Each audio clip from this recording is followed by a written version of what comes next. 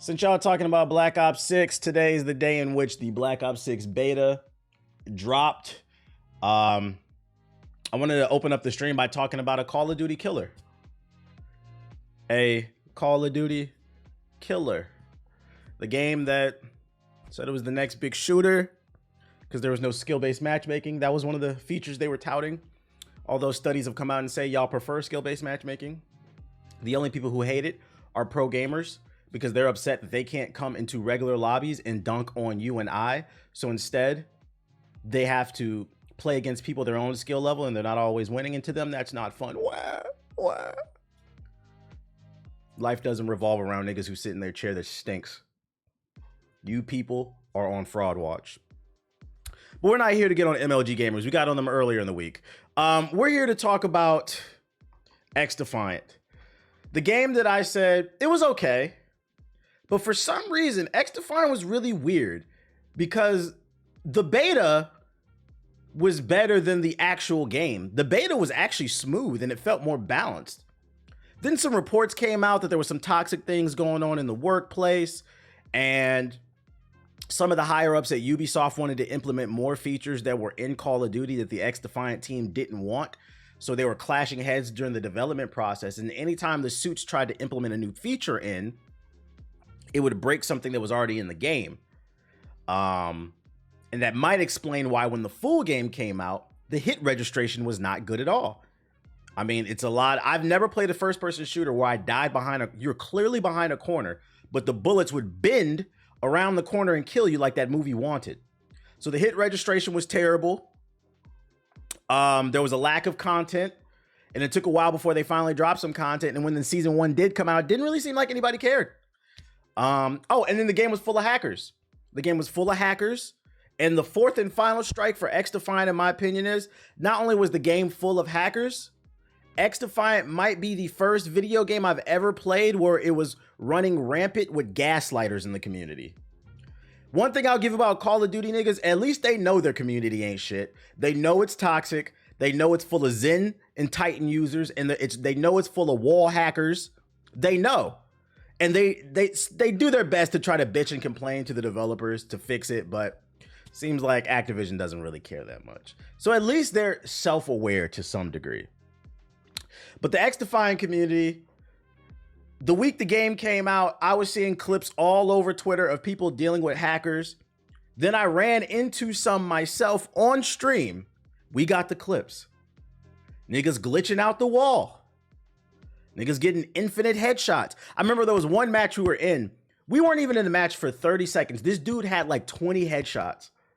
Like, they don't even try to hide that they're fucking cheating, bro. We had the clips. I showed it in my video. Go read the comments. Niggas in the comments, man, that's your problem. I ain't seen none of that. Fake. We're living in a really weird time where you show evidence of something and motherfuckers act like Stevie Wonder. So this game had 4 strikes going against it, and I said if they don't clean this up real soon, because there's a juggernaut coming called Black Ops 6, this shit is dead. Got called a hater.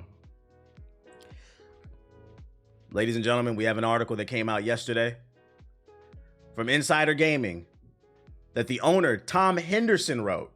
He's the owner. I've seen him on Twitter. Exclusive.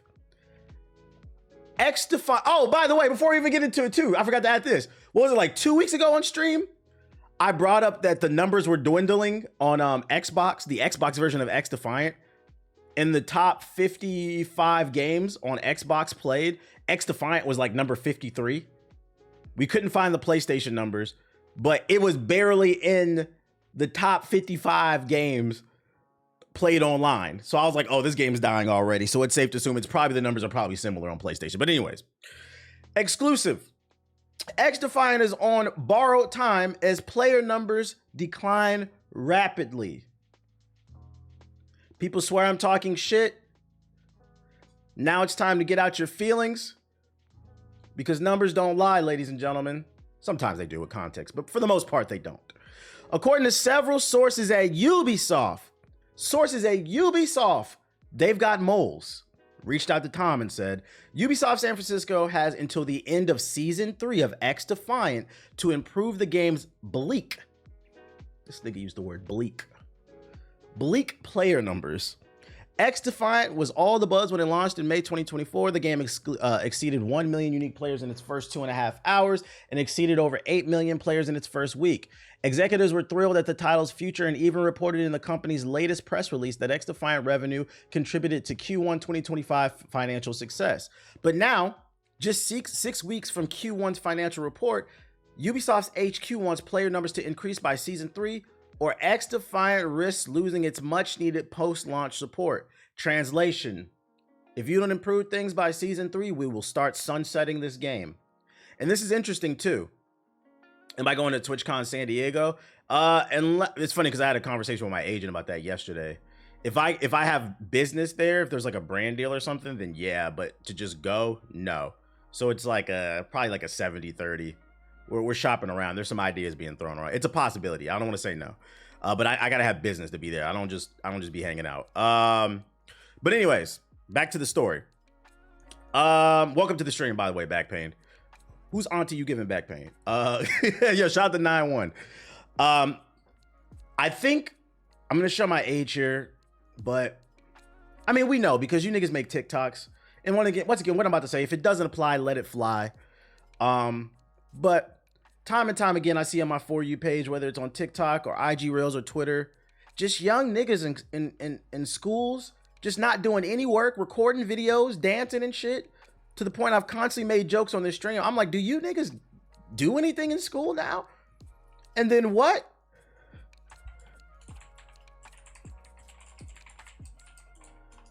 Reports claim the average reading level in the United States is 8th grade, which kind of backs up my suspicion that motherfuckers is not learning anything in school these days. I say that to say this. Because you niggas is barely reading anymore, and the ones who can read, you can barely read, makes me wonder, did some of y'all not read the book, The Tortoise and the Hare? Don't worry, I got you. It's a very simple book, but it had a great life lesson in it. One that I always reference on this stream because it was real. The moral of the story is slow and steady wins the race. Just because you had a great start does not mean you're gonna have a great finish. This game came out, broke all types of records. People were like, this is the next big thing. And I said, this game's free. Where my Costco members at? You ever been to Costco? You ever been to Costco and you know exactly what you're there to get? You got a list on your phone of things you want to get for groceries.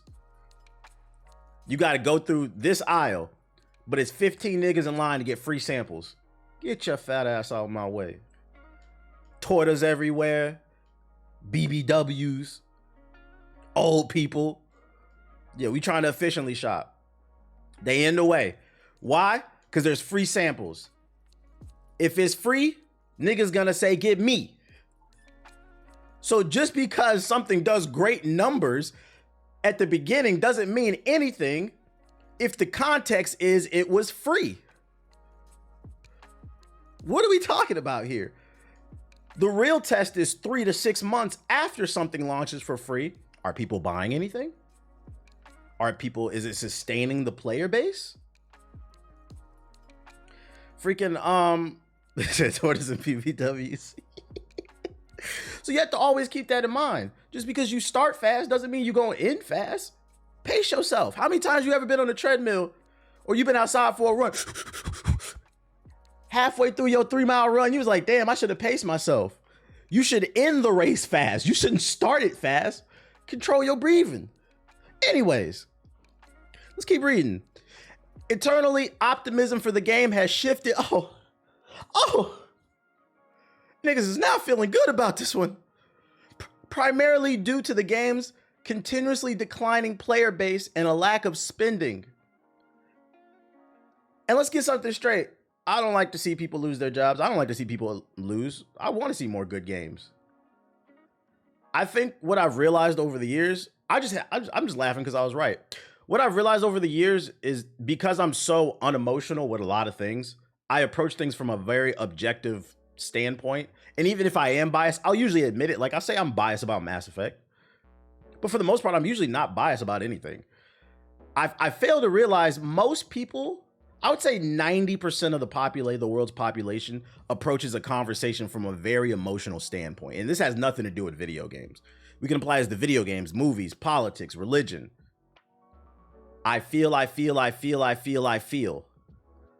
The people love to talk about what they feel and versus what it actually is. And I'll present some data to people and they dismiss it because they feel something else. And then you wonder why the bitches ain't feeling you. Be a leader. Anyways, one source told me that the game has been struggling to obtain. One source told me that the game has been struggling to obtain 20,000 concurrent players across all platforms, whereas another said they, Ubisoft, would probably be happy with that number, suggesting that it's now much lower. The declining numbers have created tension and anxiety within the team, with sources who spoke to me believing that more layoffs are only a matter of time. You have to understand, when I critique things, it's coming from a place of love. When I critique things, it's because I want to see things do better. I've never said this game was trash. I don't understand why some people are so resistant to better. This is why 2K fucking sucks every year. People be scared for change. It's okay to criticize things as long as it's constructive. You niggas listen to Michael Jackson's Man in the Mirror and don't understand the song. Niggas be singing, I'm starting with the man in the mirror. I'm asking him to change his ways. You're just singing. And it goes back to what? The average reading level is 8th grade. You're singing those lyrics. You're reading those lyrics on Spotify and Apple. And you're reading it, but are you understanding it?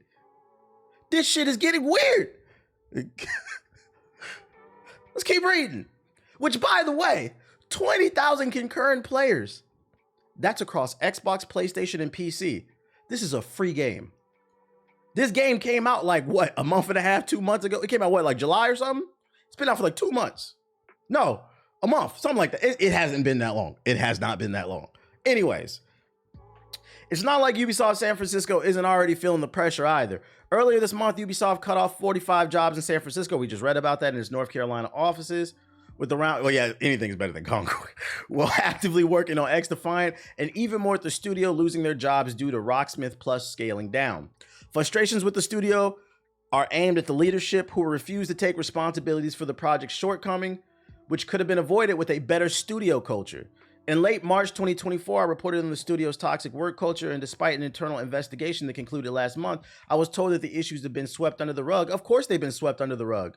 It was an internal investigation. If there are problems in the workplace, you can't investigate yourself. That's like asking you to proofread your own work. That's why your teacher do it. Because if you do it, you most likely just won't see it, or you're going to be biased and you choose not to see it. But when your teacher grades your work, it's going to come back with a bunch of red lines. We've looked at the problem. We didn't find anything. Man, shut your bitch ass up, bro. What is you talking about, bro? As for XDefiant's future, leadership is betting all their money on Season 3 to turn things around. But with Call of Duty Black Ops 6 set to release between Season 2 and 3, those I spoke to are feeling pessimistic about the game's future. One source even went as far as to say, expect more Ubisoft San Francisco layoff headlines within 6 months. You heard it here first, ladies and gentlemen. In 6 months, expect more Ubisoft San Francisco layoff headlines. I'm not going to go as far as to say the game is 100% dead. I'm going to go with what this article says. It says some people are hopeful of Season 3. Maybe that means they have something up their sleeve. One thing I will say about this game where they really fucked up is, once again, how the fuck did you release a Ubisoft hero shooting game and there's no Assassin's Creed class? You got the Liberty people from Far Cry 6. Nobody even likes Far Cry 6. You could have at least got one from Far Cry 3, 4, or 5. Like, what the fuck is that? Then you got a Splinter Cell class, which makes sense because it's a shooter, but we haven't seen a Splinter Cell game in 10 years. But there's no Assassin's Creed class? There's no Templars class? Like, what are we talking about here? there were so many missteps with this game. So I'm not going to say 100% it's dead, but it's definitely on its deathbed. I think for season 3, if they don't make a big splash with some type of crazy content, because one reason why I'm not going to be like, oh, this shit is 100% dead and I end up eating my words is, let's not forget Destiny was on its way out the door too. Destiny was on its way out the door, and then they dropped that Taken King DLC, and whew, they was out of here. So it is possible to turn the ship around. That being said, context does matter too. When the Taken King came out, there was really not as much live service competition. Nowadays, there's way more competition in the live service space. You got your Destiny 2s. You got staples like Destiny 2 and Fortnite, which don't seem to be going anywhere. And then you have your lesser bottom tier games that broke niggas love to play that are absolutely horrible, but you still will gas it. The First Disappointment, aka the First Descendant. XDefiant is probably somewhere between those two. Yeah, you got your World of Warcraft. You got games like that people will pay for, or Final Fantasy 14. Despite what some of y'all say, you niggas love live service games. So I'm not going to totally write this off. I'm going to be 100% objective and be fair. The First Depressant, Diablo, I'm going to be 100% fair. But it seems like the developers say season 3 is going to make or break. They have to make a splash to turn if season 3 comes out and nobody's talking about it, they're out of here. They're out of here. Dead by Daylight, yeah, they're out of here. And I'm going to be honest, if I had to make a bet right now based off the current vibe, I feel like they're out of here, but I'm not going to give a 100%. I'm not going to give because I don't want to give a definitive answer and that come back to bite my ass, because nobody, as the wise man named Justin Bieber once said, never say never. You feel me? Road Company, yeah, that game died real quick. But yeah, XDefiant, man. Hopefully they get it together, because at the end of the day, jokes aside, as much as I do love to be right, I do love to also see people keep their jobs as well. But we wouldn't even have to be in this situation if people just listen to the people. Give the people what they want, and we could have less layoffs. You'd make more money. Shout out to Zayna with the sub. I appreciate you. So that is my update on the Call of Duty killer. Let's move into another interesting conversation. I ain't gonna lie, like free looter shooters, I like free looter shooters, yeah, because the shit's free. You seen the Visions of Mana news? Yeah, I did. I don't know if I saved the article, but I did see that one. Apparently, I think Square plans to shut the studio down after it released. Good games, but people don't buy them like that.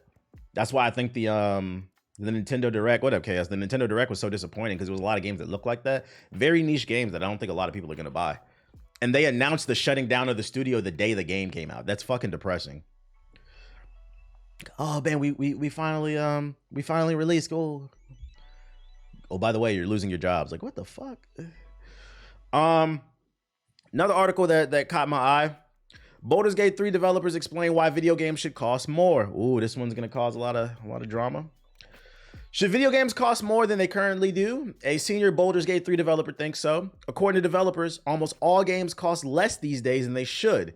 He believes Rockstar's games' upcoming GTA 6 will change how games are priced when it launches. I hate that he's right about this too. Like, I feel like if 2K came out and, well, no, 2K doesn't count because I'm trying to think. Any other game came out and they're like, we're moving to all our games are going to be $100. They probably would get a lot of pushback. But if there's one game that can spike the price on a game, I do think it's GTA 6. I do think it's powerful enough. I think it has a chokehold enough on the culture that they could come out and they say, hey, the base game is going to be 100. We're going to have a gold edition for 150. And we're going to have an Ultra Super Saiyan Deluxe edition for 200. And we're going to have an Ultra Instinct version that comes with a statue for 300. I would not be surprised. Especially because the CEO's been releasing statements talking about the price of games shouldn't go up. Let's get some straight. Do I want this? No. But I am saying, just because I don't trust in what I'm about to say, if it don't apply, let it fly. Because I don't trust the average consumer, I do think if there's one game that's going to break through, it's going to be that one. And then what's going to happen is it's going to be a domino effect. Other studios are going to look at that. Well, man, our game should be $100 too. Next thing you know, you got Concord 2 charging $150. According to developers of Baldur's Gate 3, almost all games cost less these days than they should. He believes Rockstar's games with GTA 6 will change how games are priced. This perspective comes from Michael Douse, known as this dude on Twitter, who serves as the director of publishing at Larian Studios. Larian Studios are the ones who published Baldur's Gate 3. The conversation began in a Twitter thread where Douse argued that games should charge customers more at a base level due to the rising development costs. He added that video games should be priced accordingly to their quality, the breadth, and the depth, and that squeezing every game into certain price brackets doesn't make sense. This is such a tough conversation because I understand where he's coming from. Game development, as it does cost a lot, but then on the flip side, it's like, who told y'all that every game needs to be a $500 million budget game? Scale back, make more 10-hour games. Why does everything need to be a 100-hour adventure with an expansive world, amazing storyline, branching dialogue trees, and online gameplay? Plus it's live service where there's content. That's what I would ask the student. Who told you that that needed to be a thing? If your game is like that and it's good, i.e. Baldur's Gate 3, that's the only reason I'm entertaining this question. Baldur's Gate 3. I think Baldur's Gate 3 could have got away with 100. A Grand Theft Auto. What was recent? Elden Ring. Elden Ring could have probably got away with it. If you are a game that is adding value to people's lives, undeniable value, you probably can get away with it. But the problem is there's so many games. I don't want to say so many. I want to say it's enough games. Because then you're going to have niggas in the comments, see, this is why I ain't upgrading from my PS4. Because TBH said, and I knew it. There's so many games that it's not even, no, it's like a 50-50. And this is why you should come to me, because I tell you which ones are the good games. Let me be the guinea pig. Because there's also a lot of good games. Because I'm tired of PS4 niggas acting like 2023 wasn't one of the greatest years in gaming of all time. Just say you don't want to buy anything. Be honest. Be for real. But that being said, I'm also going to acknowledge there is a problem. There are a good amount of games as well that are not of quality and they're charging $70. That's a thing too. The truth is in the middle. This is why I said nuance is important. Context is important in these conversations. I agree to an extent because prices since COVID have went up. Everything will never go back. And then I feel that. And then another problem too is, inflation. The value of a dollar is not the same, $70 when I was a kid in the 90s is not $70 now. Matter of fact, what is let's see, inflation calculator to give people an idea. Let's see, 1913 to 2014. What? If in, let's see, 1990, let's see, 94. Let's see, $70. So $70 back when I was a kid, we can round it up, was $150, just to give you an idea of how much the dollar is not worth anything. You also have to add that to the cost of labor, basically. So like the cost of labor is more expensive as well. Well, you said, wow. Yeah. So like for people who don't understand, because I do feel like sometimes gamers only view it from the perspective of themselves, because I get it. People are struggling, right? Man, why they want to increase the prices? Well, because the price to make the game also went up as well. Everybody's hurting in terms of the value of the dollar. That's what I'm trying to help y'all understand. Yo, Link, the inflation calculator? Here, I got you. Yeah, the cost of materials, keeping the building open to develop. It costs electricity, computers, manpower, the housing. Yeah. So like, I do feel like sometimes gamers only look at it from their perspective. From the developer's perspective, look how much they're spending just to develop these games. So that's why I said, if the game is good enough, you could get away with a price increase. The problem is, I feel like this conversation is hard to have this day and age. I feel like I feel like the gaming industry needs to have like a good 5 to 10 years where everything is just like fire for this to become a conversation again. That, or scale back on the game development. We need more games that are only 10 to 15 hours and less games that are 100+ hours. That would fix a lot of things too, to meet people in the middle. Yo, shout out to Rucker with the sub. Appreciate it. $100 price with no bugs, no glitch. Yeah, no. If it's $100 for a game, I don't want no bugs, no glitches, no blue screens. That's one thing that I do miss about old school gaming, that I feel bad for like some of y'all younger people. I'm in New Zealand and the base game for Black Ops 6 is 120. That's right. Yeah. The Aussies are the same too, because y'all close to Australia too. Yeah, I know Australians and Kiwis. Y'all pay a whole lot more money for games too. So I would imagine for y'all and Canadians too. I would imagine that for y'all, it's like you're super picky about what you pick because your dollar's not going as far because of all the imports and shit like that. But what was I saying? I lost my train of thought when he said that. We need like 5 versions. We don't need 5 versions of Street Fighter. Yeah, just do it a free update. I think, yeah, they need to scale back on games and we need to find like a happy medium. Because I don't know who said that everything needs to be $100 game. I mean, $100 game. Yeah, I'm from Montreal. We getting blasted. And I would imagine that sucks living in Montreal too, because not only are you getting taxed on the Canadian dollar for paying for the games, but you live in Montreal where there's no sunshine for like 340 days of the year. It's just snow and darkness. So you're going to be in the house and you want a quality game to play. God damn, bro. Shout out to my Montreal niggas, bro. That shit is sad, bro. That shit is sad. He added that video games should be... Oh, I agree with that. The reason for this discussion was the base $70 price tag for Star Wars Outlines, which also had $130 asking price for the Ultimate Edition. Oh, you know what? If I could add to this too, I seen a TikTok and the dude was saying the exact thing that I was saying. The thing that I hate the most about the conversation that's going on with Assassin's Creed Shadows and even Star Wars Outlaws, because they're complaining that the protagonist is ugly. She should be prettier. But especially with Assassin's Creed Shadows, what I hate the most about the dialogue around that, there's been so much dialogue around Yasuke and whether or not he was a retainer or a samurai and a black man in armor in Japan and all this other shit, that people are missing the true enemy.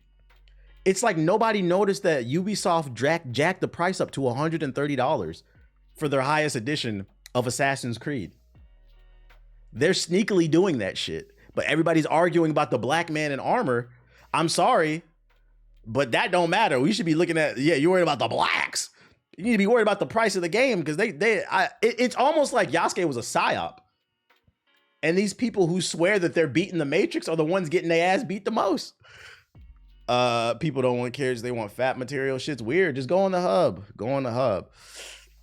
So for me, the truth is somewhere in the middle. The truth is somewhere in the middle. I understand both perspectives. People are hurting for cash, but also the cost of development is going up as well.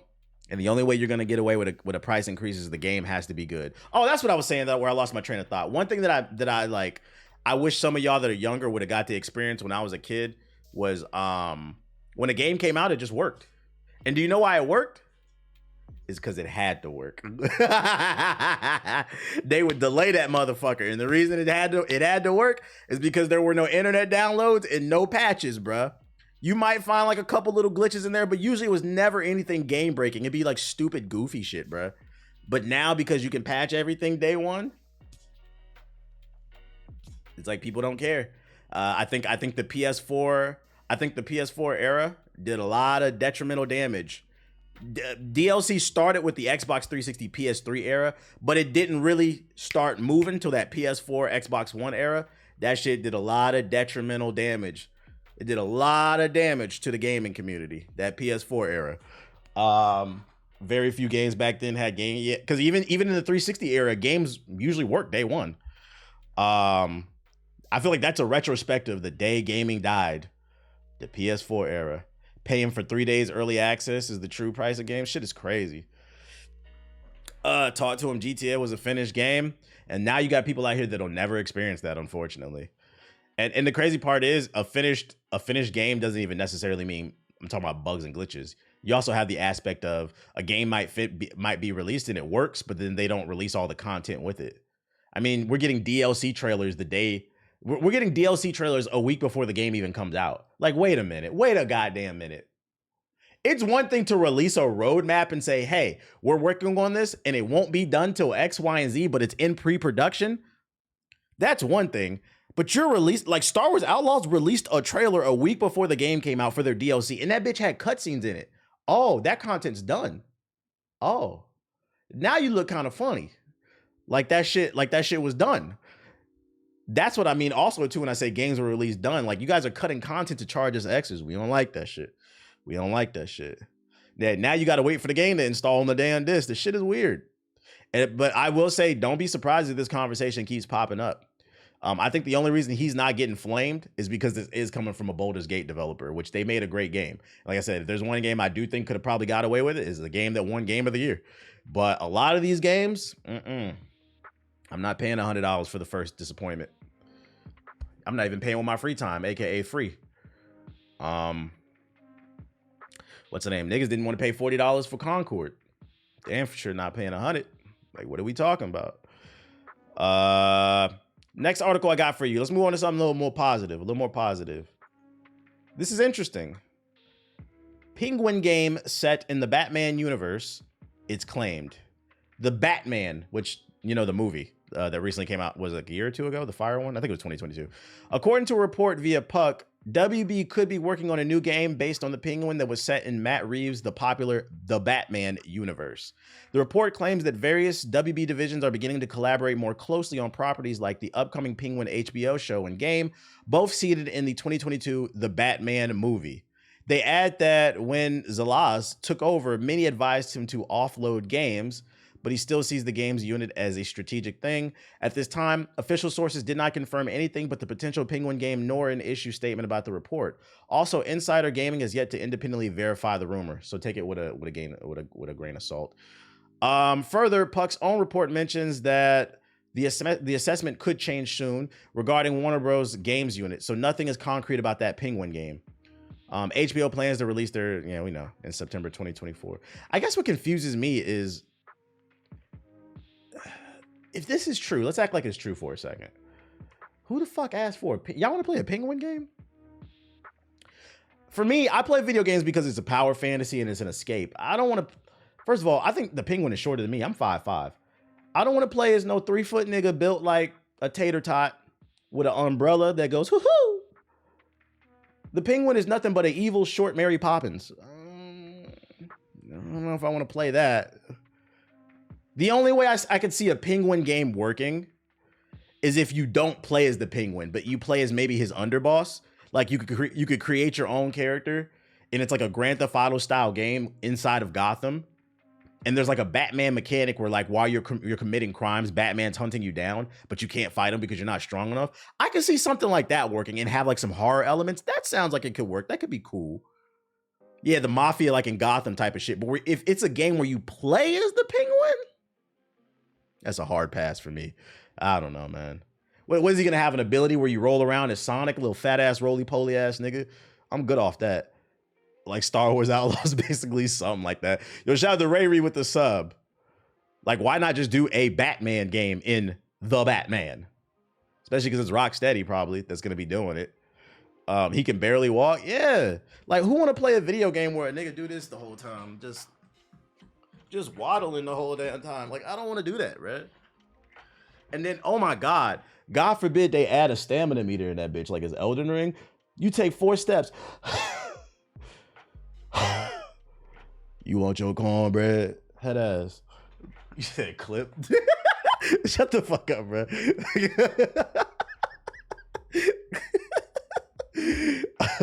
But take it with a grain of salt, because this is just rumors. He doesn't have any source to verify, like just some stuff that's murmuring around on the inside. But we will keep our eye on this story.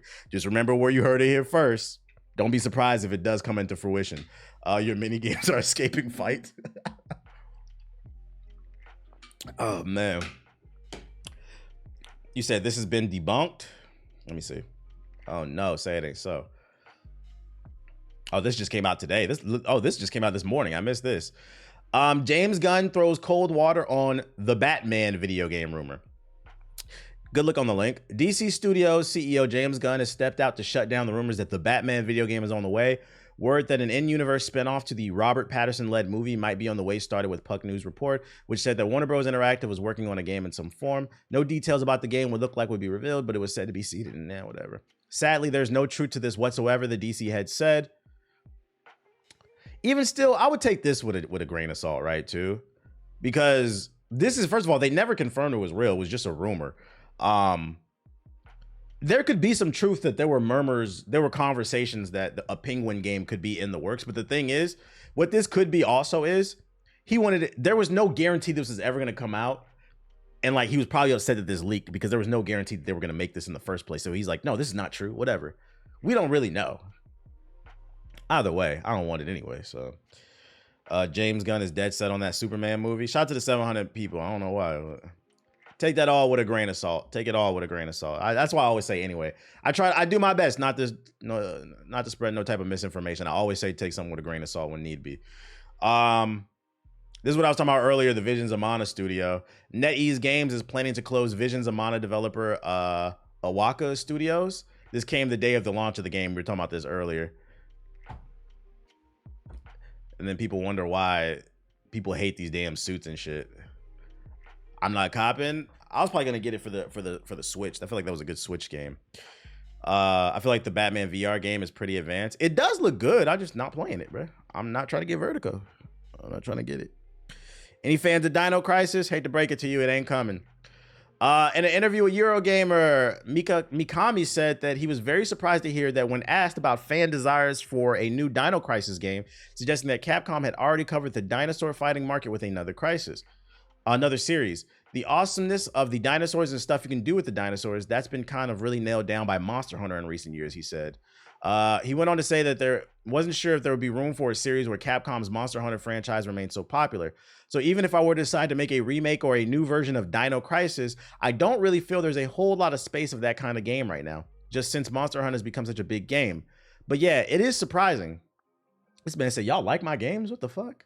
My thing is, like, Dino Crisis was nothing like Monster Hunter. The only like thing that they have in common is they have like dinosaur type creatures, but it's completely different games. So if there's desire for it, you should maybe consider it. I've heard this before. People say, I've probably seen it in my chat. When they gonna make a new Dinosaur Crisis game? I don't know why he said that, because Monster Hunter isn't a survival. That's what I'm saying. Like, it's a completely different game. The only thing they have in common is big ass lizards. But and other than that, like, it's its own thing. To me, this feels more like he just wanted to promote Monster Hunter. Come on, guys, we got a new Monster Hunter come out. That's pretty funny, guys. Dino Crisis 90s. Oh, that was a good time. But Monster Hunter Wilds, have you guys seen it? Which, by the way, I uploaded a video to Hokage highlights about Monster Hunter Wilds. But didn't you have guns in Dino Crisis? You did. And other good news. And also we got the data, because I think the internet needs to come up with a new argument. I'm going to go ahead and give you guys a better argument so you guys can get better at debating, because the argument for a lot of people has been, we're tired of live service games. I hate to break it to you. I don't think y'all are tired of live service games. We got the numbers. The top 5 games every month on Xbox and PlayStation are live service games. Grand Theft Auto, Madden, 2K, Roblox, Fortnite, Call of Duty. And on PC, we got another live service game that y'all seem to like. A live service game that's not even out right now. It's in alpha. Valve shooter Deadlock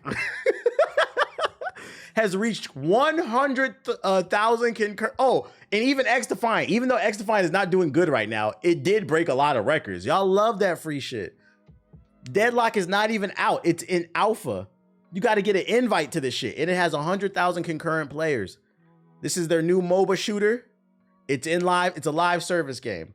So I'm going to go ahead and help you guys change the argument, because the internet, from what I see, swears they're tired of live service games when you're not. I think what you're actually tired of is incomplete games, and you're tired of uncreative games. But if it's creative, you'll give it a chance, even if it is live service. Because one thing that Deadlock is doing different is how it approaches the MOBA hero shooter genre. But then again, I don't know. Actually, you know what? I'm going to change my argument. I'm just going to say, I don't think you niggas know what you want. It has nothing to do with creativity and live service. And the reason why, because I just had this epiphany. I was ready to defend y'all, but I'm not even going to defend y'all. I don't think y'all know what y'all want. And the reason being is the first depressant. Because my argument just was, it's not live service games. You guys like a lack of creativity. But then a lot of y'all like the first Descendant, which is just Diet Warframe, another live service game. It's Diet Warframe. Like, you want to play Warframe with a shitty story, a shitty loot system, underwhelming combat, but has a decent moving system? It's the same thing. So I'm gonna be honest, I'm going to go ahead and change my answer. I don't know what you guys want. But I'm going to keep bringing the data up so I can continue to make my arguments and press you niggas that you guys are liars. Once again, what I'm saying, if it doesn't apply, let it fly. You're allowed to enjoy. My argument has never been you're not allowed to enjoy live service games, because people keep twisting my words, especially people in the comment section of Hokage highlights. You're allowed to enjoy these type of games.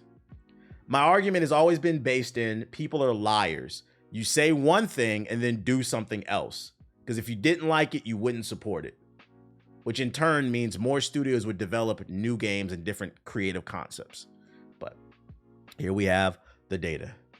And this game is not even fully out. You have to get an invite to it, and people are foaming at the mouth like zombies to get in, knocking. Let me in, let me in. I bet you better not let you catch you having fun.